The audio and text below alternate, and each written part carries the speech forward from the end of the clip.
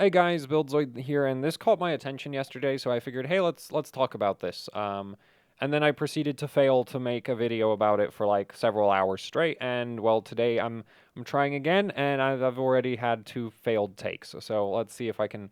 Like, I want to finish this, but the thing is, this is such a complicated topic. So on one hand, it's like I'd like to make this simple, but then it's like, but details. So anyway, let's get into it. So Gigabyte releases statement regarding SP cap and MLCC capacitors on GeForce RTX 3080, 3090 graphics cards. This is on overclock3d.net. Here's the statement. These are the only two parts I care about. It is false that pulse caps capacitors independently cause a hardware crash. Whether a graphics card is stable or not requires a comprehensive evaluation of the overall circuit and power delivery design, not just the difference in capacitor types.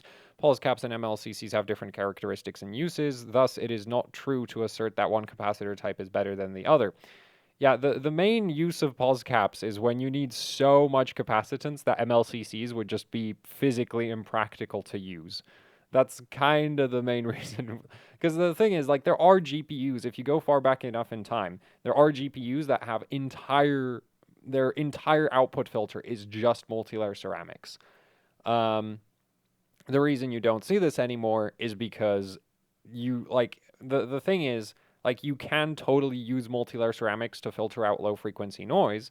It's just that normally the low frequency noise also requires so much capacitance that you wouldn't want, like, you'd need so many multi-layer ceramics that you're going to start running out of like PCB space to implement it, and it's going to get really expensive because you're going to be spending forever on the pick and place machine. Because let's say you have a VRM where the requirement is like, I don't know, let's just take a look at one of these cards. No, not the Zotac one, because that one very specifically goes out of its way to cut corners on the reference design. This is really annoying. I need to stop closing things every time I fail a take on this video. So, there's going to be a minimum requirement for bulk capacitance, right? And so we've got 1, 2, 3, 4. Actually, I'm not going to count it on this side.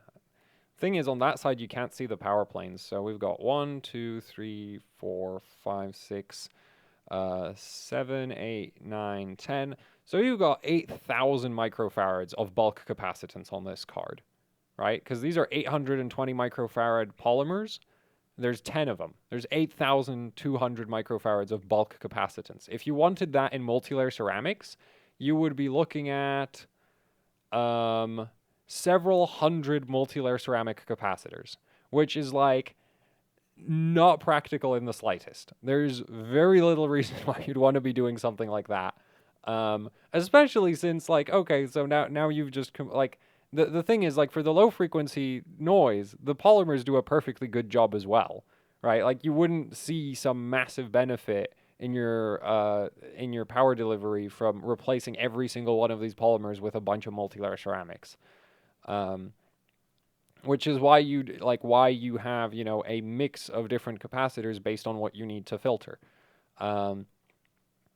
And you don't just see, like, the thing is, the cards in the past that would be all multi-layer ceramic, they kind of had the advantage that they used VRMs that very specifically didn't need so much bulk capacitance, and the cards also wouldn't go through as violent, like, transient load scenarios where you go for, like, modern cards are like, the modern boost algorithms create way bigger power, you know, deviations than what you had on older cards that ran at like one fixed clock and didn't have, like, they also didn't have as much power gating back in the day. And so basically you didn't need, you wouldn't like a GPU, instead of requiring 8,000, you know, microfarads of bulk capacitance, might need like 1,000 microfarads of total capacitance. And it's just like, yeah, so you could kind of still do that with multi-layer ceramics.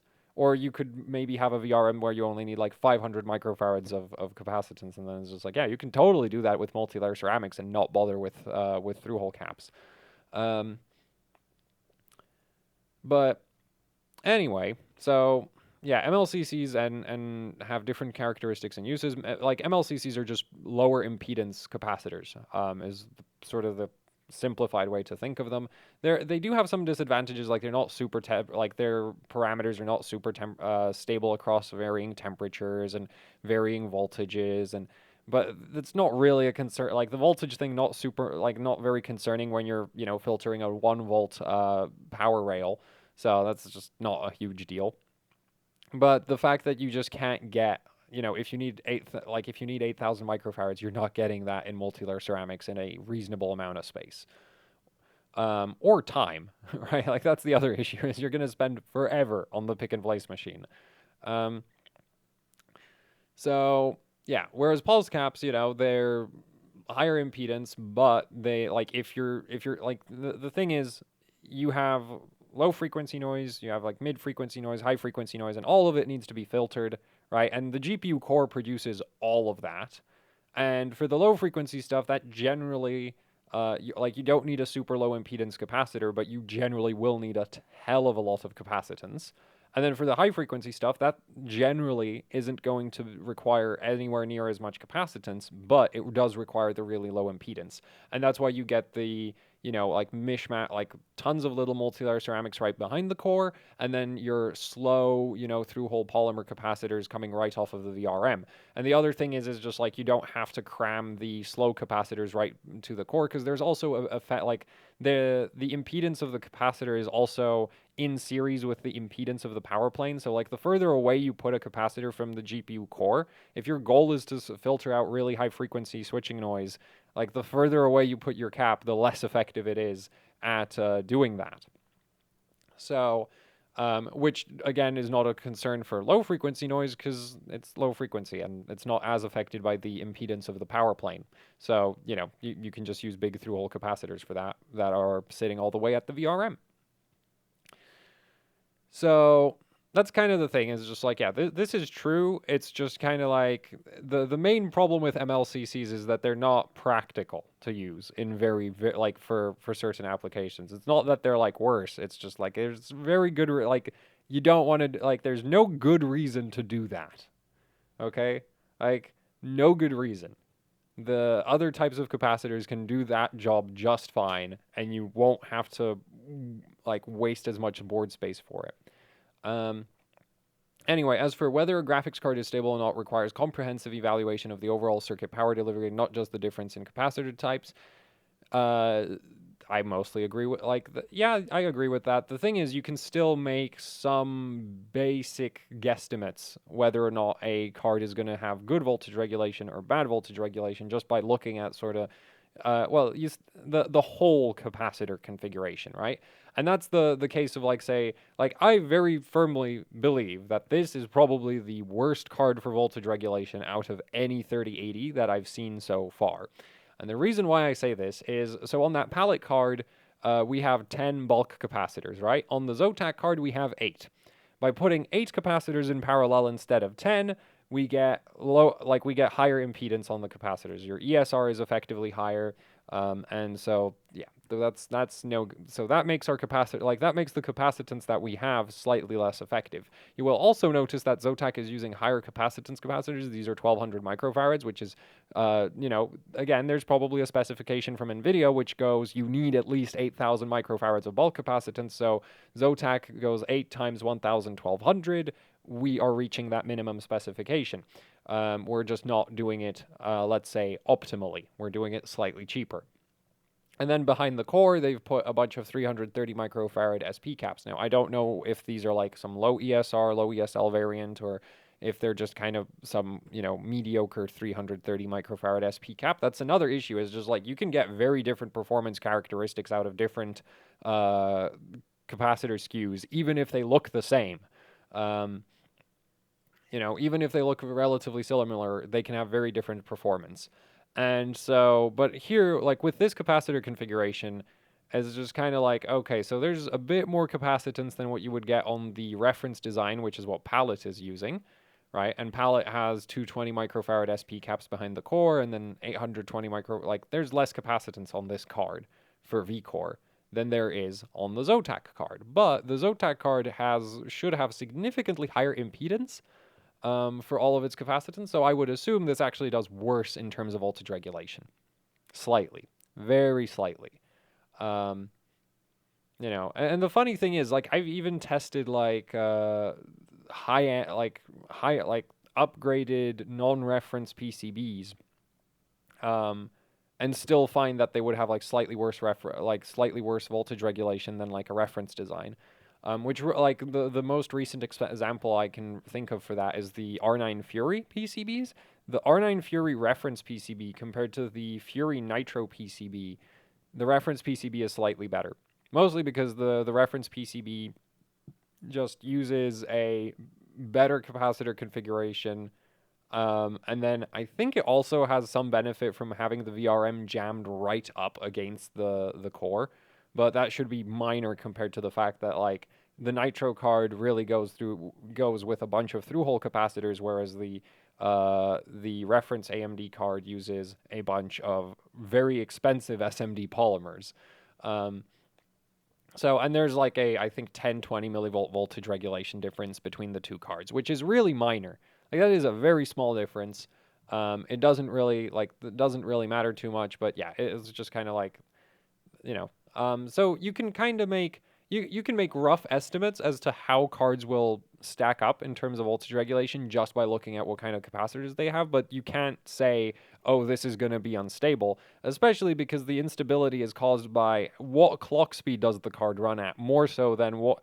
Because here's the thing: if you put a BIOS basically having better voltage regulation does allow the card to overclock higher, right? But like if you're a manufacturer of GPUs, you shouldn't be shipping cards with BIOSes that reach unstable clocks, right?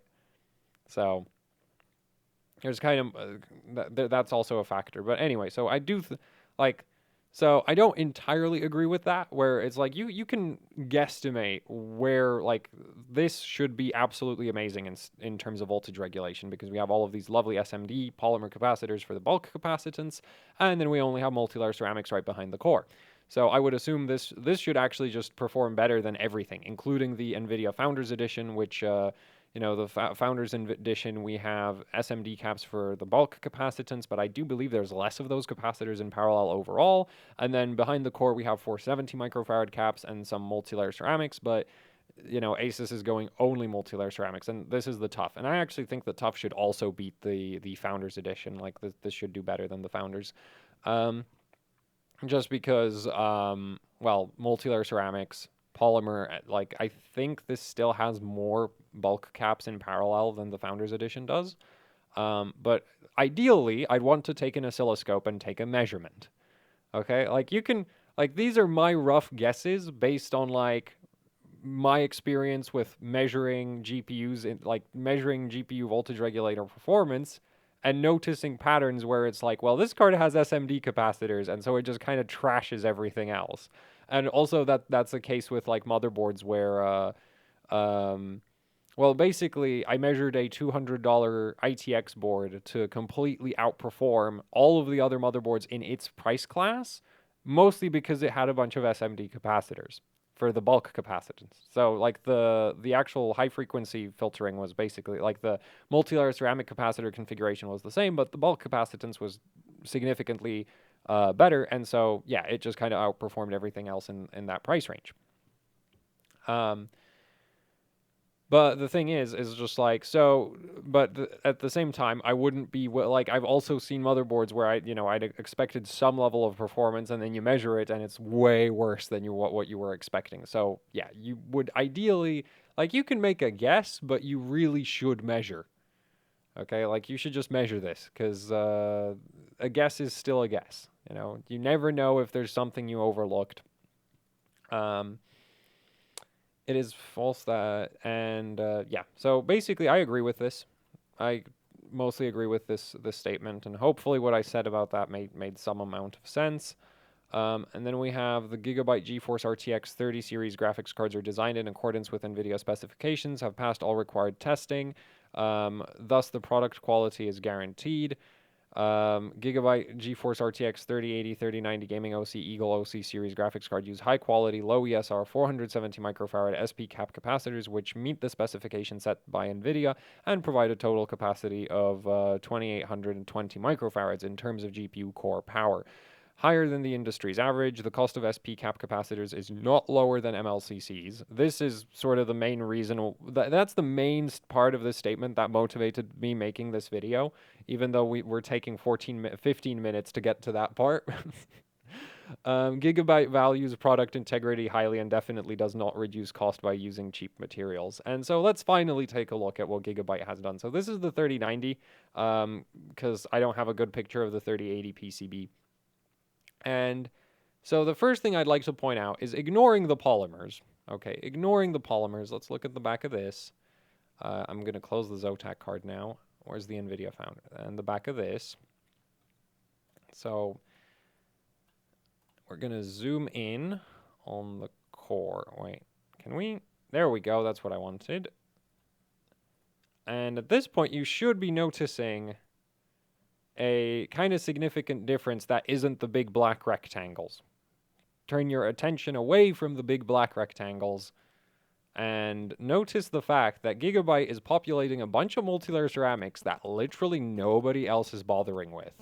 So if Gigabyte was going out of their way to cut corners, they're doing a pretty garbage job of that. Because I mean, even Zotac doesn't bother with those, right? If it was a case of like, oh, we're using cheaper SP caps, which they aren't cheaper, we're gonna look at that. But even if, let's say the SP caps were cheaper, it's just like, so why, like, Zotac doesn't bother with this cap or that cap or this cap. And actually, do they populate? Oh yeah, well, Nvidia uses that one, so that's interesting. Asus doesn't bother. Gigabyte does bother, right? So, like, that's the other thing is like there are like you might not even notice some of the minor adjustments done to the capacitor configuration between the cards, and Gigabyte certainly is using more of the optional capacitors behind the core than some of the other board partners. So, yeah, if they were trying to cut manufacturing costs, they're doing a really garbage job of that. Especially because Gigabyte has straight up said they're using 6 milliohm ESR 47 microfarad SP caps, which there's not that many different 6 milliohm 470 microfarad SP caps from Panasonic. And admittedly, we're looking at DigiKey prices, and Gigabyte isn't going to be paying DigiKey prices for their parts. But this should give you a relative idea of this should be a good indicator of the relative price difference between a 470 microfarad SP cap with a 6 milliohm ESR and a 22 microfarad multilayer ceramic.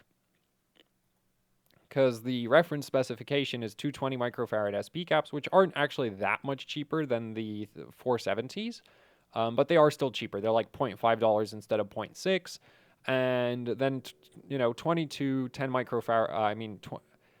22 microfarad 10 multilayer ceramics is what the reference design calls for, right? So the thing is, in order for Gigabyte to be saving money by replacing the multilayer ceramic capacitor group with a SP cap, those multilayer ceramics have to be less than 1/10, have to be more than 1/10 of the cost of the SP caps that Gigabyte is using. But these are $0.6 SP, the cheapest SP cap you can get that matches Gigabyte's specs is $0.6. Whereas, yeah, like even this cap right here, like that's still, oh, and that's automotive. Like you wouldn't, that's unnecessary for this. I wonder if that one has like the higher endurance packaging. But normally, like you'd be looking at like a SMPS filtering or general purpose multilayer ceramic capacitor. For this kind of application, especially since there doesn't seem to be any special requirement with these. So that's the thing. It's just like, yeah, the multilayer ceramics are significantly less than 1/10 the cost of the polymers. So, and then there's also the fact that like Gigabyte goes out of their way to fill out a bunch of multilayer ceramics that nobody else is bothering with. And it's just like, so they replaced the cheaper multilayer ceramic group with a more expensive capacitor, and then they also added a bunch of multilayer ceramics that you don't see on basically any other card. It's like if they were trying to cut corners, they're doing a really garbage job of that, right?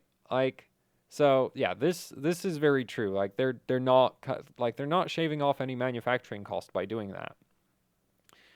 Also, since we already have the Gigabyte card up, I figured I'd point out some interesting differences. That like again just add to the whole you can't just judge the VRM performance looking at the capacitor configuration, because an interesting difference between Gigabyte's VRM and some of the other cards is that Gigabyte's VRM is using 150 nanohenry inductors instead of the reference design from Nvidia is 220 nanohenry inductors.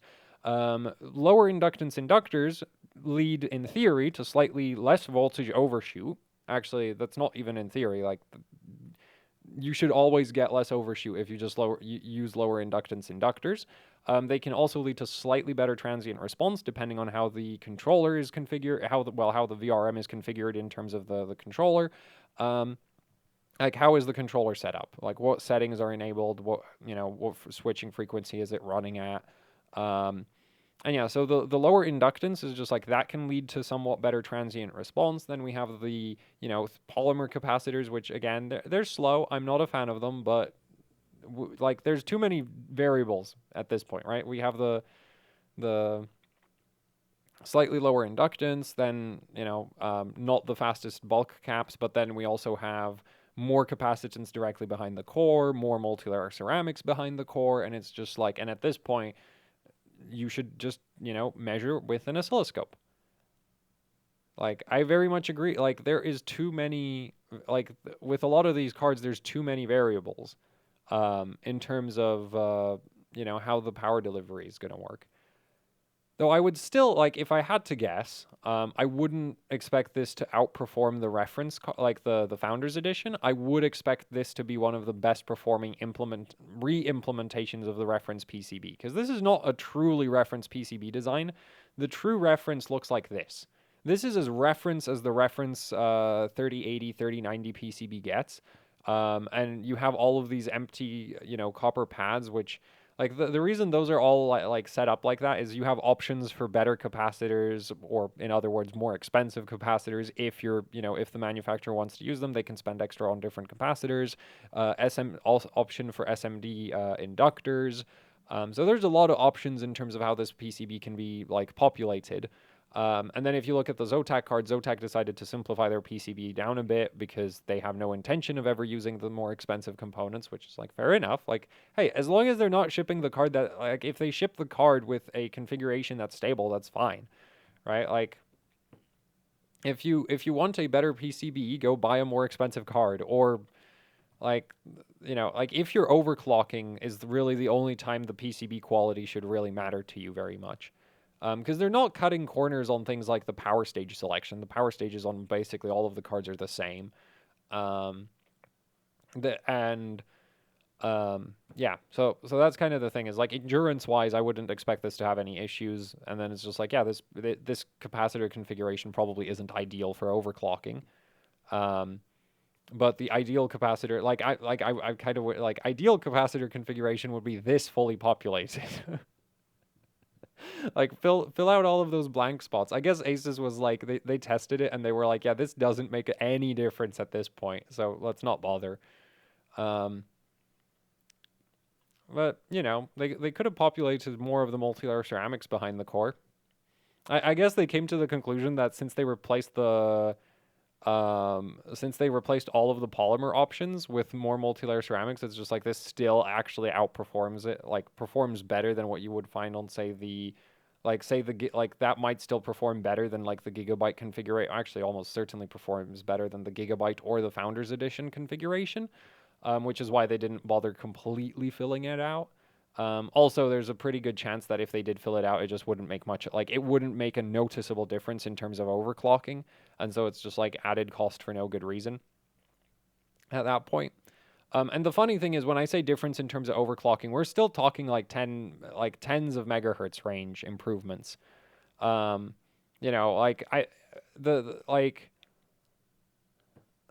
I really wish wish there was oscilloscope measurements of the various cards, because you could see a lot actually.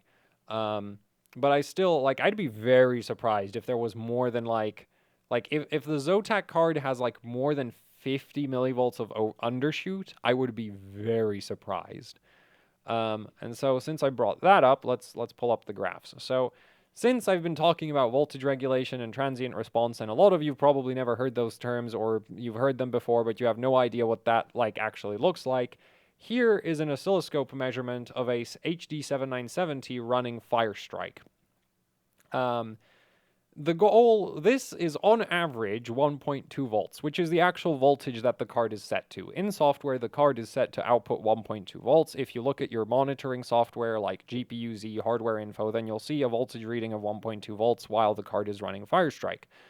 What you'll notice is, well, that's on average 1.2 volts just fine, but we have voltage peaks of 1.34 and voltage minimums of 1.06. And this is what this is what the capacitors are supposed to sort of deal with. Okay, and this 7970 specifically is like a down cost, it actually uses like a 7950 PCB design, and so it's not like a super high-end 7970 PCB. And so the voltage regulation is kind of garbage. We're getting like 280 millivolts peak to peak, 140 millivolts worth of undershoot, and like, 1.34 volts, 140 millivolts worth of overshoot. And I've just realized that I don't have the zoomed in picture. So we're going to go I'm going to go dig that up. I'm not ending the video. I mean, I'm not cutting the video. Doing this in one, I think it's this one I wanted, isn't it? No, that's a less violent. This one. Yes. No, wrong. Which one is it? Oh, it's this one. Found it. Ta-da! So yeah, and here you can see, so this right here is a 20 milliseconds per division. This is 200 microseconds per division. So this is way zoomed in on part of this image. And so here you can see that basically, so you can see that the voltage is kind of doing 1.2 volts average. But you'll notice that the downward spikes is when the GPU goes from low current draw to high current draw. And the upward spikes are when the GPU core goes from high current draw to low current draw. So basically when the GPU suddenly finishes some kind of, high current draw task, you get this massive upward spike. And the upward spike doesn't really affect stability. It looks bad, but it doesn't really affect stability. So we don't need to worry about that too much. The downward spike, on the other hand, does cause crashing and instability when overclocking. Because again, in the reference configuration, the manufacturer is supposed to ensure that their voltage regulation is in line with the kind of BIOS that they're putting on the card, right? So, yeah, like the card runs fine at stock. Admittedly, it runs, I think the stock clock on that card was like 950 megahertz. And my goal was to overclock it in excess of 1200 megahertz. So, this was not okay at that point. Anyway, so yeah, this is what that looks like zoomed in. And then I started adding capacitors to the card to try improve the voltage regulation.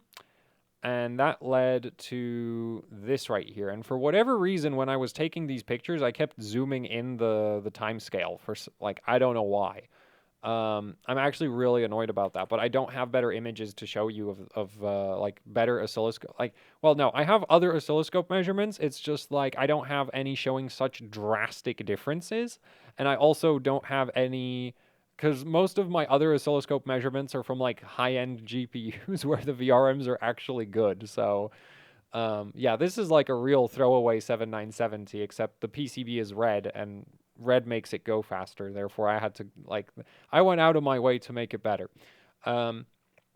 Anyway, so here's the card, same card, but after some capacitor modifications, and now you can see that the undershoot is only going down to 1.08 volts instead of all the way down to 1.06. Overshoot is now down to 1.31 instead of 1.34, so knocked off 30 millivolts of the overshoot, improved undershoot by 20 millivolts. And then there's the final configuration of the card, which for whatever reason, I zoomed it, it's now at 5 milliseconds per division. Buildzoid, you incompetent idiot. What the hell? No. Oh no, I lost the image. Let me go dig that up. No, that's round 1, the final round. Yeah, this one. Ta-da.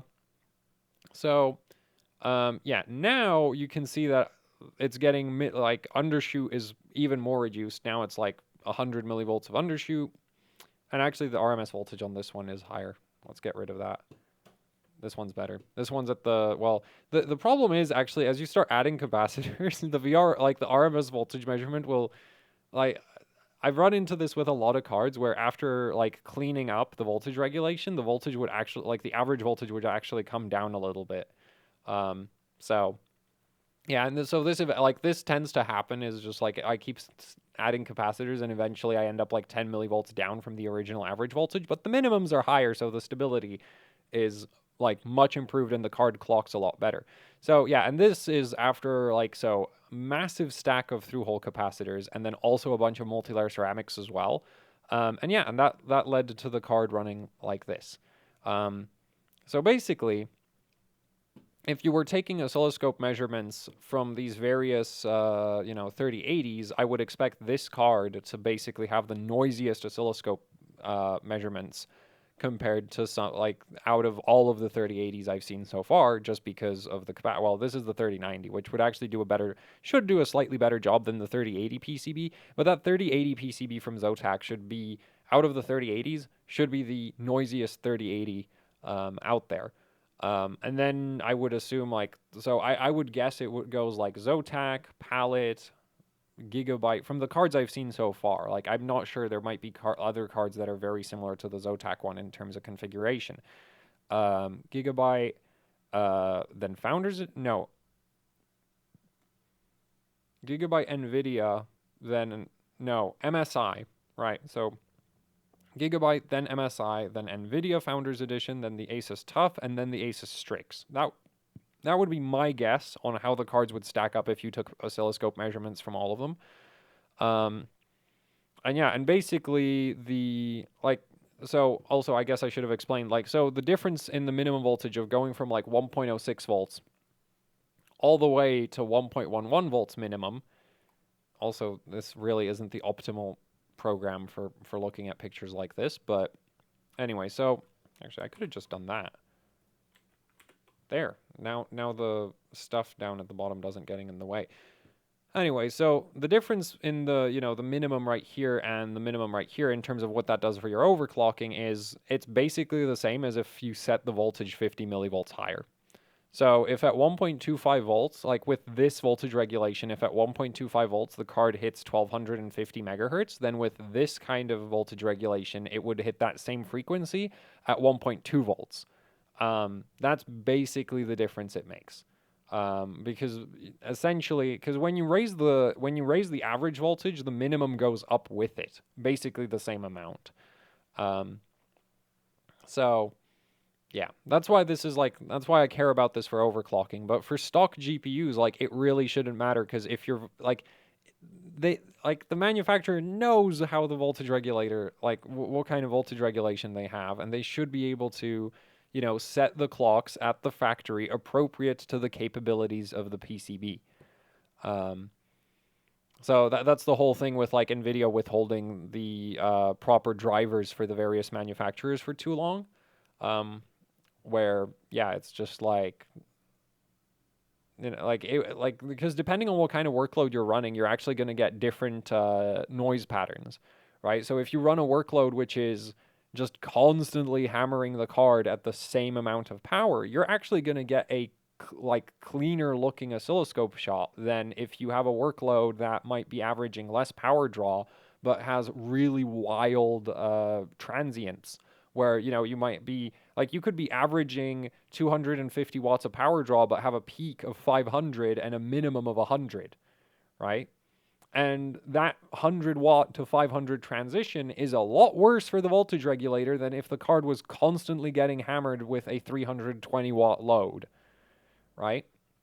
So that's kind of the, and then of course if you combine that a nasty transient, like a low power draw, nasty transient workload with the boost algorithm, well, the boost algorithm obviously boosts higher the less power the GPU is pulling, because that's just how boost algorithms work, which makes them a nightmare to stability test as far as I'm concerned. Um, and so because you have this, like situation where it's like it doesn't pull a lot of current, but like it isn't pulling that much power on average, so it has tons of boost headroom, but the voltage regulation is getting completely hammered because the actual transients are really bad.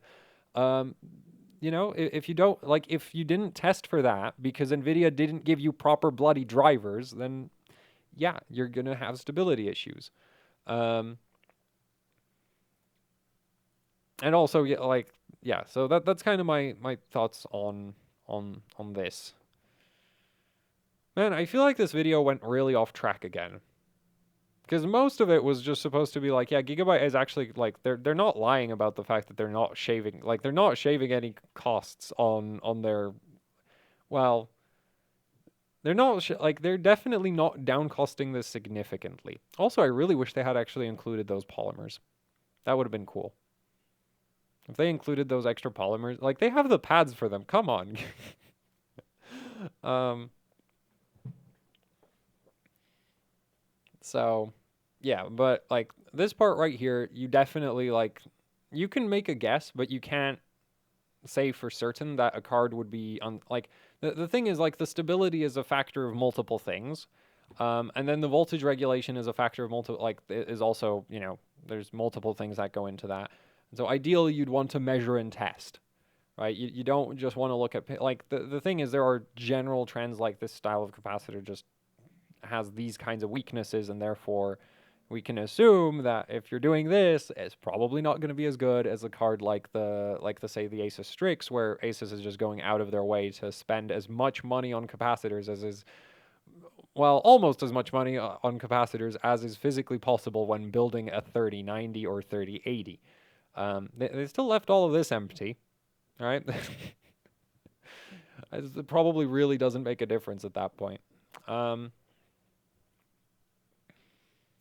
But yeah, because actually that's another thing that I should have pointed out with the oscilloscope pictures that I was showing is there's a limit to how flat you can get that voltage.